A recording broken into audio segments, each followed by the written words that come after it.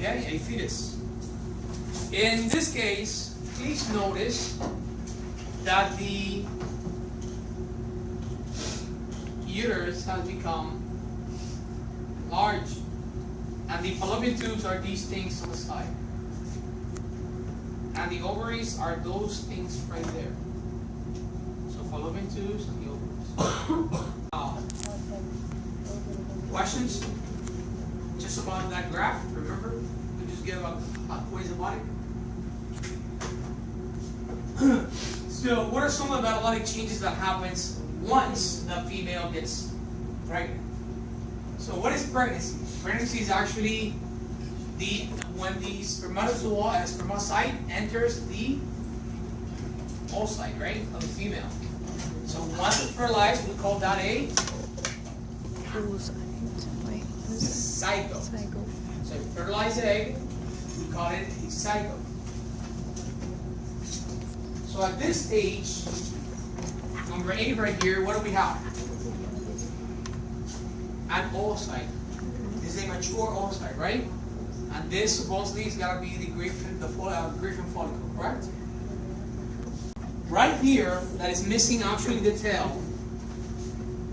You can actually see it in really good conditions here. But here is missing the tail.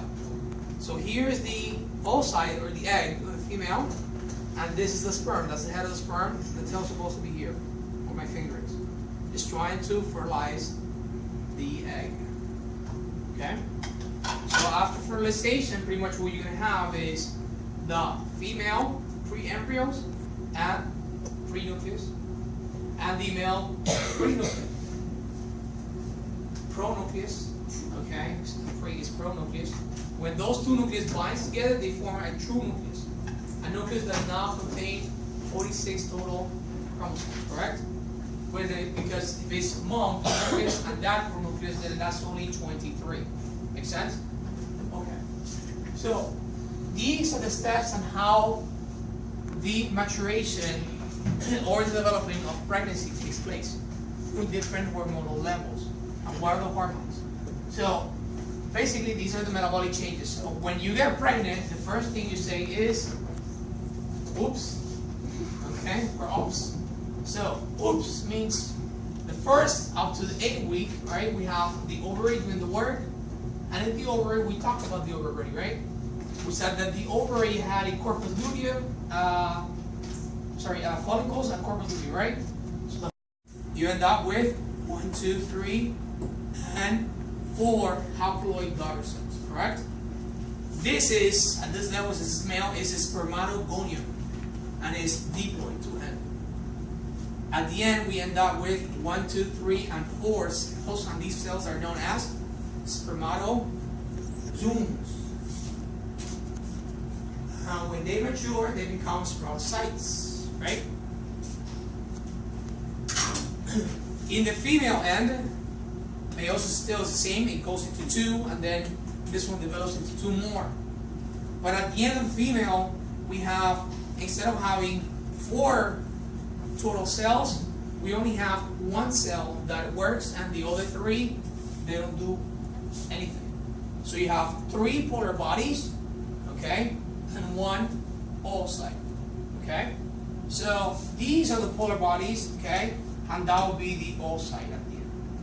Okay, so you have 3 polar bodies and 1 oocyte. So every time the female goes through meiosis, it's only going to produce 1 viable cell, while the male produces 4 viable cells. Okay? So females are actually they're more interested in quality than quantity, because 1 egg cell is able to create a life.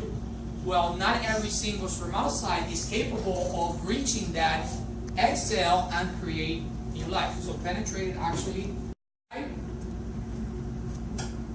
That is what we're going to have. Is closer up. So if you look here, we're going to have 2 layers. The outer layer is going to be called the corona radiata. Okay, corona radiata. The second layer, which is the white one here, is going to be the zona pellucida. Okay, just remember the females, they always wear a crown. corona radiata. And then the pellucida is pellucida. Okay, there's some hair up to the crown. Right?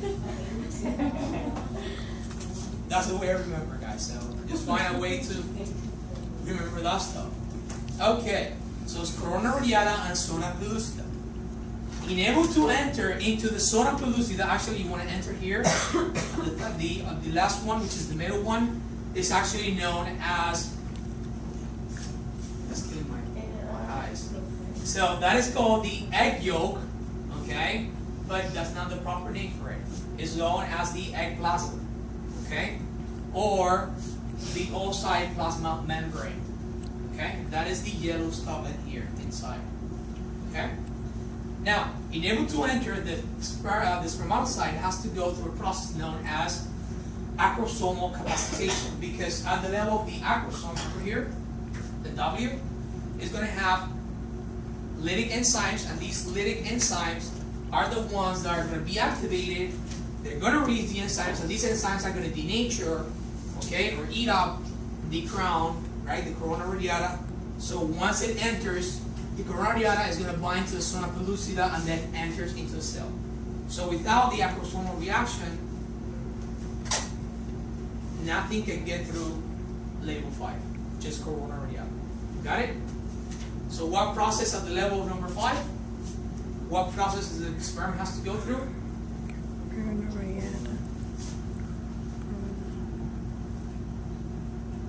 Acrosomal reaction, actually no, it's capacitation.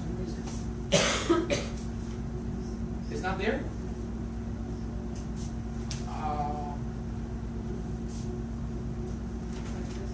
It's acrosomal, it's actually a process called, guys, capacitation, okay, which is known as acrosomal reaction, okay? So, but the process is actually capacitation. Enters, what's going to happen? You have male and female pronucleus, 23, and then when they combine, you get 46. So after that combines, then you have to go through the process of May or mite. Meiosis. So a lot of spermatocytes can reach the egg, but only one of them, okay, should be able to penetrate the egg. Because the first one that comes, okay, here on the top, you're going to have polar bodies. That's top things. Same stuff, polar bodies. Same thing. So these are different processes. I'm not going to ask you this one. But now this is what you see is you're now dividing one cell into two cells. You can see now it's dividing into two cells. And the polar bodies are on one on each end, right? So supposedly this is one cell stage. So that's supposed to be before that one. So one cell becomes into two cells into 4, 4 into 8, 8 into 16, 16 into 32 into, right. So all the way. So normally you need to know that the zygote is a fertilized egg. That means when you see a spermatocyte entering an egg, you assume that it's fertilized already. Okay? When you have a 4-cellular stage, that is called a blastomere or 4-cell stage. When you have more than 4 cells, in this case, that is 4-cell. I don't know why they put that there. That's 4-cell stage. This is more than 4. If you look at the top, it has more than 4, correct? So this one, instead of being blastomere, become morula. Okay, so morula stage. And the blastocyst, I don't have anything there, so I'm not going to ask you that question.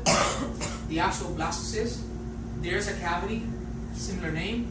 So the blastocyst at day number 4, okay, actually 5 to 7, and your books refer to as up to 10 days.